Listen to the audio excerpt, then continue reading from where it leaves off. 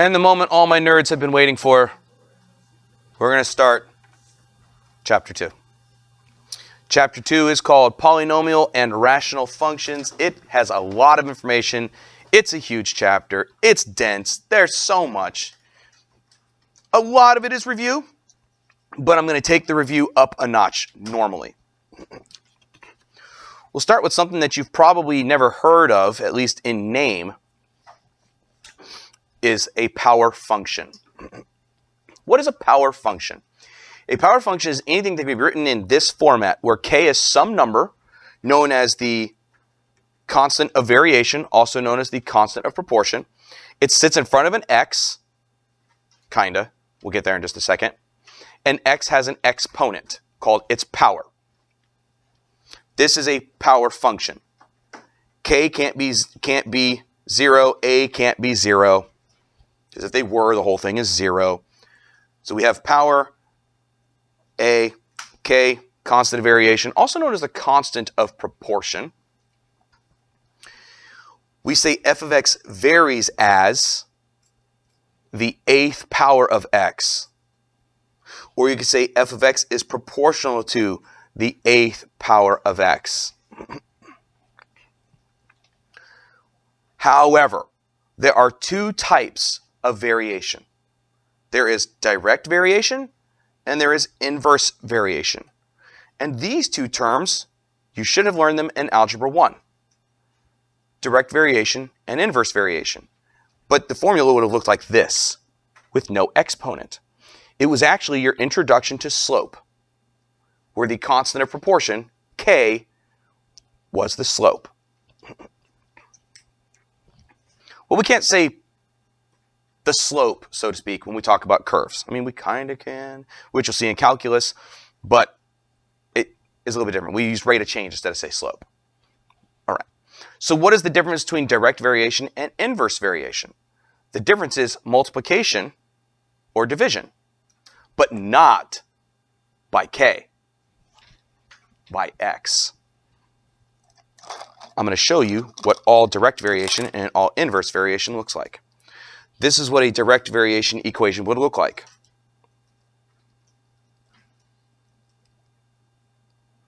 Literally k times x to the a. Where an inverse variation looks like, get skinny math, k divided by x to the a. For direct variation, when x goes up, y goes up. When x goes down, y goes down. That's why it's called direct. They vary the same way. As one goes up, the other goes up. As one goes down, the other goes down. For inverse variation, they vary inversely from one another. If one of them goes up, the other one goes down. That's how that works. As x goes up, y goes down. As x goes down, y goes up for inverse variation. This is just an image showing you what all the different forms of this equation could look like.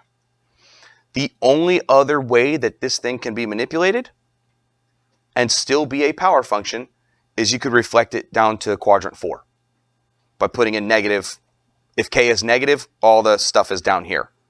You'll notice all of these just tell you what's up with a, but all of these require k to be positive. But if k is negative, it's just a reflection over the x-axis, so all of these shapes end up down here in quadrant 4. I'm not going to ask you to transform power functions, so don't worry about that. I just wanted you to know. But I'd like for you to look at the restrictions that you see on all of these curves. Even this straight line, we'll call it a curve. Here, a is negative. Here, a is bigger than 1. This straight line, a is equal to 1, because it's to the first power, it'd be linear. Here, a is between 0 and 1. Huh. What kind of a values did we never get? Oh, wait, no, I said this wrong. We got a is negative right there. So we got all the a's. I'm sorry, that's my apology. So we got negative a's and positive a's. What we didn't get was a equals 0, but that's because if a was 0, this would just be y equals k. It would be a horizontal line. So that's why a can't be 0. But notice that none of the restrictions are on the x. But are they? Look what quadrant you're in. You're in quadrant 1. So automatically, what kind of x's are you going to be forced to use? Positive ones. And if you were in quadrant 4, you still have positive x values. Inverse and direct variation power functions do not allow negative x's. I'm sorry, what? Say it louder for the microphone. Why? Ah, what an amazing question. Why can't we use negative x's? Here's why. This right here says that a is a fractional exponent. It's between 0 and 1. Fractional exponents could be things like the 1/2 power, right? But 1/2 power is the square root. And you can't take the square root of a negative number in the real number system. So the reason why x is restricted to positives for power functions is because exponents could be fractional. And every even fractional exponent, 1/2 root, 4th root, 6th root, 8th root, would give you an imaginary solution. So we just say, fine, only positive x is allowed. Cool beans? That's an important concept, and that's why the image is in quadrant 1. Of course, if I reflected it down here, x would still be positive, but down here, y could be negative. When you say we can use fractions, but we can't use negatives, you mean for x? No, I was talking about x. A could be negative. Look, right there. A could be negative. Because if a is negative, you get this situation. So x can be fractions, but x can't be negative. X can't be negative or 0. And x can't be negative because we can't take even roots of negative numbers.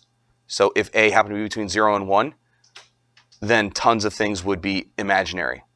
And x can't be 0 because I can't divide by 0. Also, if x was 0, you'd have nothing here. X has to be a positive value, always, yes. So let's write a power function formula. Oh no, word problem. Eek! I'm going to dress up as a word problem for Halloween. From empirical evidence and the laws of physics, it has been found that the period of time, capital T, for the full swing of a pendulum varies as the square root of the pendulum's length. Provided that the swing is small relative to the length of the pendulum. Express this relationship as a power function. We have two variables given to us, time, capital T, and length. Script L, I'll use script L. And we were told varies as. Because it doesn't say inversely, we have to assume directly. You have to be told inversely. Or you have to be given a negative exponent, which would force the x's down to the bottom. So let's do that then. Time varies as k times square root of length.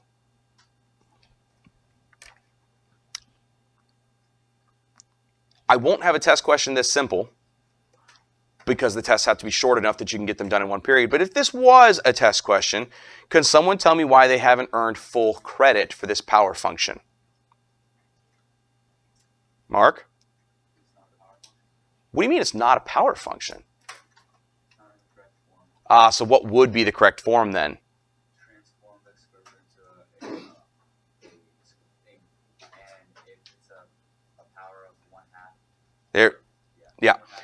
The problem is square root, the way it's written, is not written as an exponent. So it's not written as a power function. We have to know what exponent the square root bar is. And you already said it. Adi, what's up? Oh, what is it? 1/2. The 1/2 power. Yep.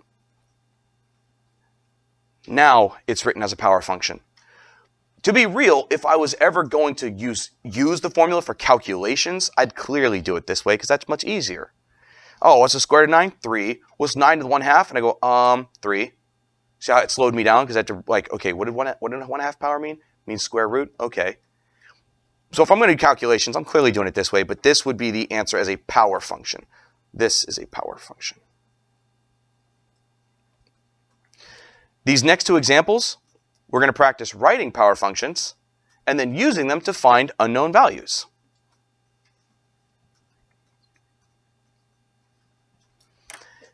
let's see. It says y varies directly as the square of x.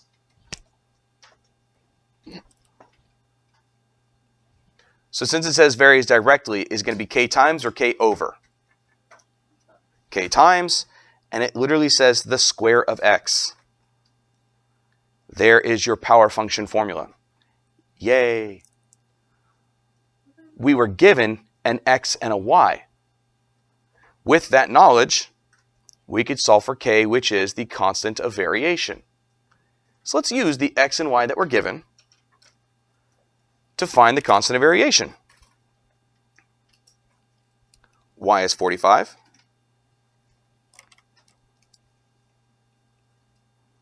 And since I'm substituting, I'm going to use parentheses. Okay, so I know that 45 is 36k, and we can get that k alone using division. We won't need a calculator because we're going to just reduce this fraction. Both 45 and 36 are divisible by 9. There. The constant of variation is 5 over 4.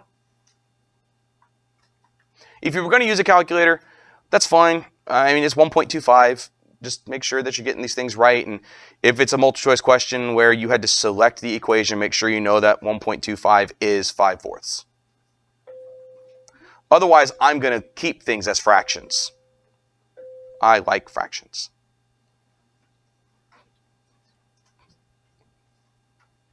I like fractions because they're easier to work with than decimals are. You're giving me the I don't believe you eyes. Quick. What's 1.25 times 5? Exactly. I said, what's 1.25 times 5? Without a calculator. Oh, do you know what 5 divided by 4 times 5 is? It's 25 over 4. You see how I did that without a calculator? So much easier.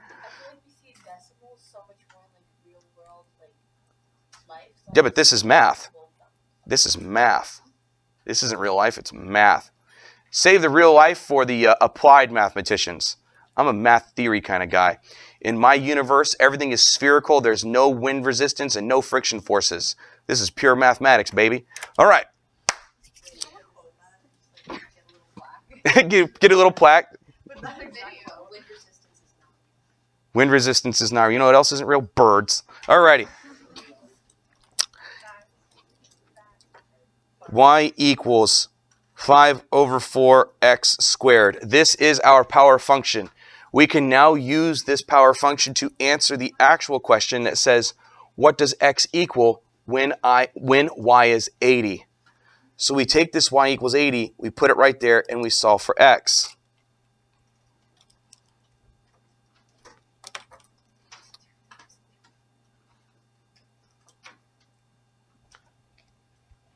And what we need to do is get rid of the 5 over 4.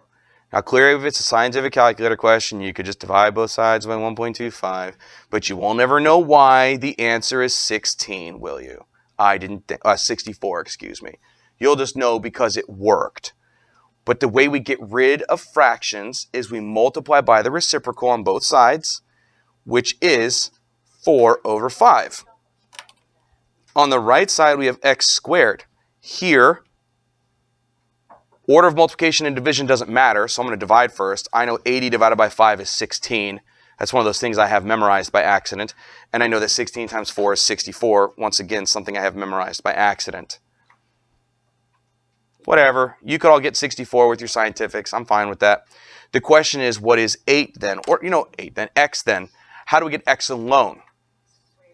Square root both sides. Now, normally, when we cancel a square with a square root, what do I have to have? A plus or minus, a positive or negative. But this time I don't because... Why does that have to be positive?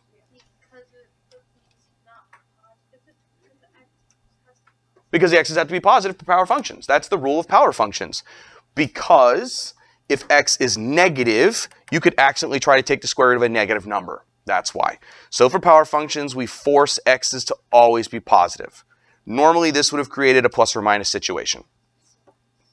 It's not so nice. Yes?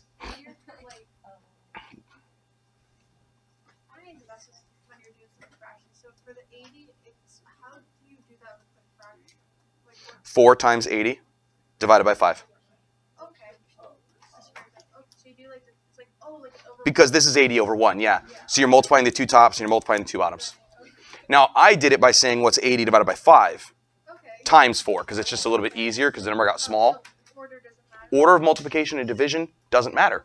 They're essentially the same operation, they just look different. It's just like how order of addition doesn't matter, order of multiplication doesn't matter. If you have multiplication and division, order doesn't matter because multiplication and division are basically the same thing. There's multiplying by whole numbers and there's multiplying by fractions. Okay. Now, this next one says, y varies inversely. Since y varies inversely, am I going to have k times or k over? K over. So I have y equals k over the fourth root of x. Oh, look, a prime example of why x must be positive, because you can't take the fourth root of a negative number.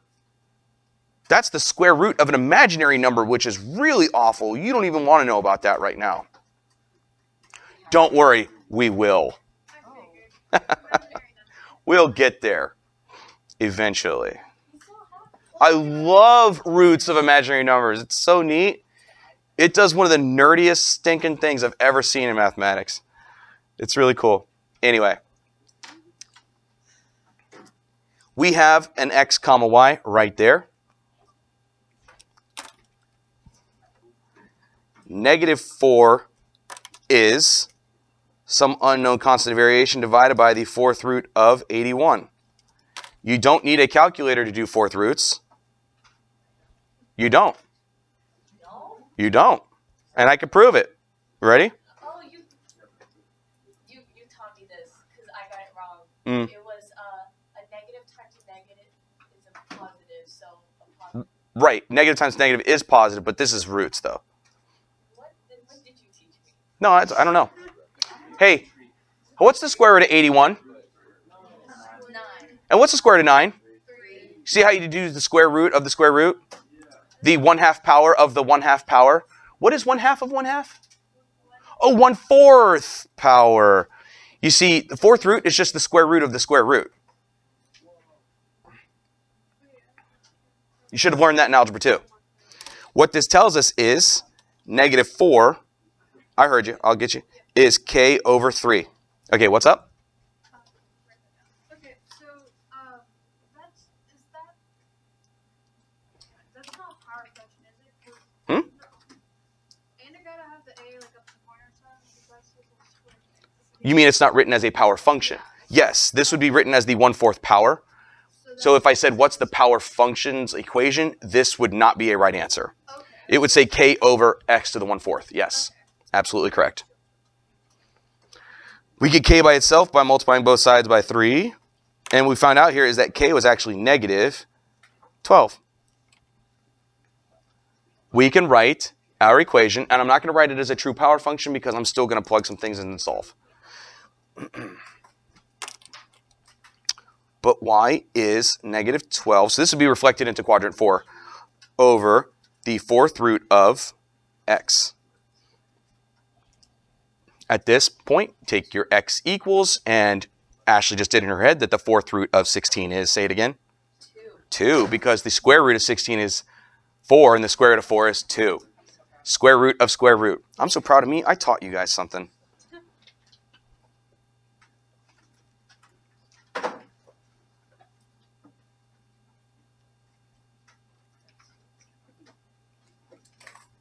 Boom. There it is.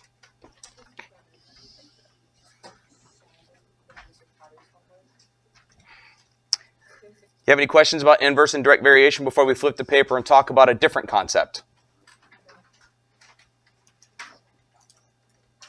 All right. Let's talk about what most of this chapter is going to be about, and that's polynomials.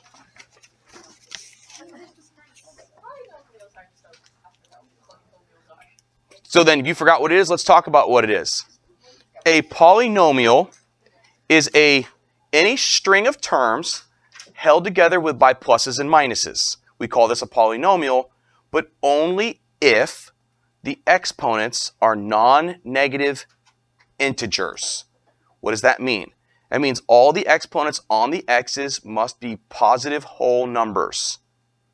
And the reason why I said non-negative instead of saying positive is because see how this one at the end doesn't have an x on it?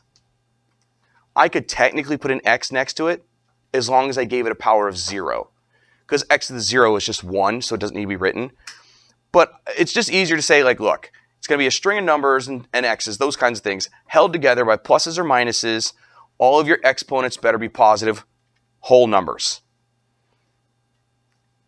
Now let's talk about what it means for a polynomial to be written in standard form. In standard form, the exponents will count down from biggest to smallest to none. And when it is written in standard form, the degree of the polynomial is going to be the largest exponent, which will always be in the front if you did your job right. The number that sits in front of that x is called the leading coefficient. In fact, all of the a sub things, a sub n minus 1, all of those things are the coefficients of the terms. But the one at the very front will be the leading coefficient, and the biggest exponent will be there as well, which would be the degree of the polynomial. Cool beans? All right. Here's 4 examples that are just to get you ready for what you're looking at, but there'll never be anything like this on a test because my tests have to be too short to make sure you can get them done in one period. But this is literally, are you looking at a polynomial? If you are, we need to know what the degree is and the leading coefficient. And if it's not a polynomial, why? So on the count of 3, I'm just going to ask my class, is this a polynomial? On the count of 3, you're all going to say a word. It's either going to be yes or it's going to be no. Okay, is this a polynomial? 1, 2, 3? Yes. Yes. Somebody in the back said, The answer is yes. This is a polynomial. Why is it a polynomial? Because every exponent is a positive whole number. And it's a string of terms being held together by pluses and minuses only. That means we need to know its degree and its leading coefficient. It is a degree 3, a cubic, and its leading coefficient is the number positive 4. The reason why we ask you to identify the degree and the leading coefficient of a polynomial is because that tells you something about the shape of the graph, which we'll talk about further in the material, but some of you might remember that from Algebra 2. It's called the end behavior. You might remember those terms. Again, on the count of 3, I'm looking for a yes or a no. If it's a polynomial, 1, 2, 3? No. No. Someone in the back says, no, not a poly. And the reason why it's not a polynomial is because, yeah, I got a negative exponent. Those are no-nos. You're so confused? Oh, okay. So this is not a polynomial because I can't have a negative exponent. Same question. You're all going to say a yes or no. Class, 1, 2, 3? Yes. That sounded like yes. It's what it sounded like, which means some people said no, some people said yes, some people just made a groaning noise.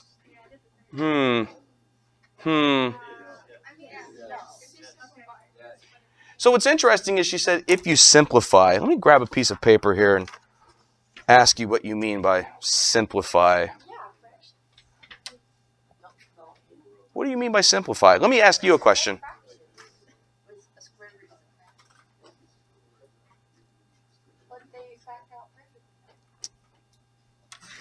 What's 9 plus 16?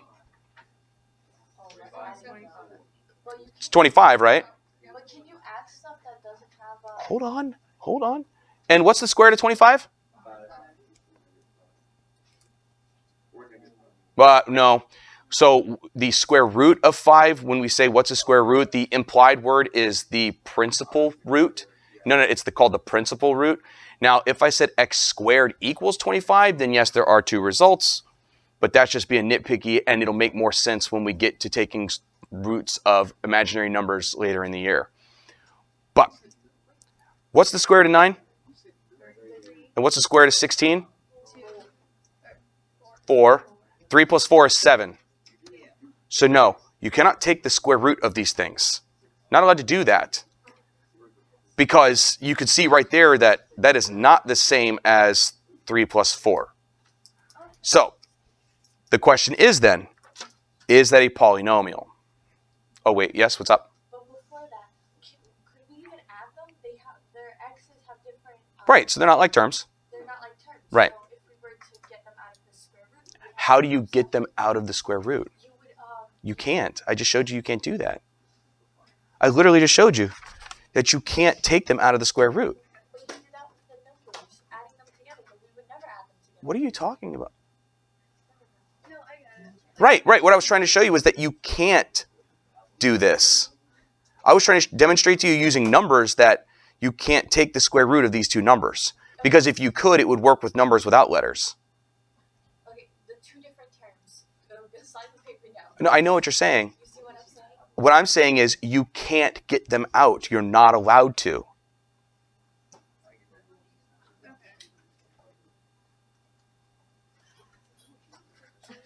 I will accept it, but I don't understand it. You don't understand that you can't take the square root of this and you can't take the square root of that and then add them up.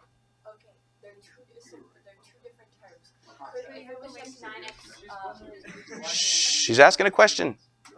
if we were taking just 9x with this exponent of 4, could we take that out of the square root? Oh, yeah. If this part didn't exist, absolutely. It'd be 3x squared. And if we took the 9 with exponent of 4 didn't exist, It'd be 4x so why can't we take both out? because there's a plus sign between them. That's why. Because the square root of 4 plus the square root of 9 does not equal the square root of 4 plus 9. That's why. Is that better if I write it like that? Okay. So they can't be pulled apart like that because this is not true. This gives us 2 plus 3, which is 5. And this is the square root of 13, which is some number between 3 and 4. Yes? Is it sort of like why, like when you factor and it's like under like the root of it? Mm-hmm. If it's like a negative, if it's a negative, you can factor, but if it's a positive, you can't. I mean, it has something to do with factoring, but not so much what you were thinking. This is not a polynomial. Why? Because roots are fraction exponents. That's why. And the last one in this example, is this a polynomial? Yes. Yes, it is. It's just written out of order. So what we actually need to do is write it in standard form. Like that. Now that it's in standard form, yeah, absolutely, this is a polynomial. And its degree is 4. And its leading coefficient is -2.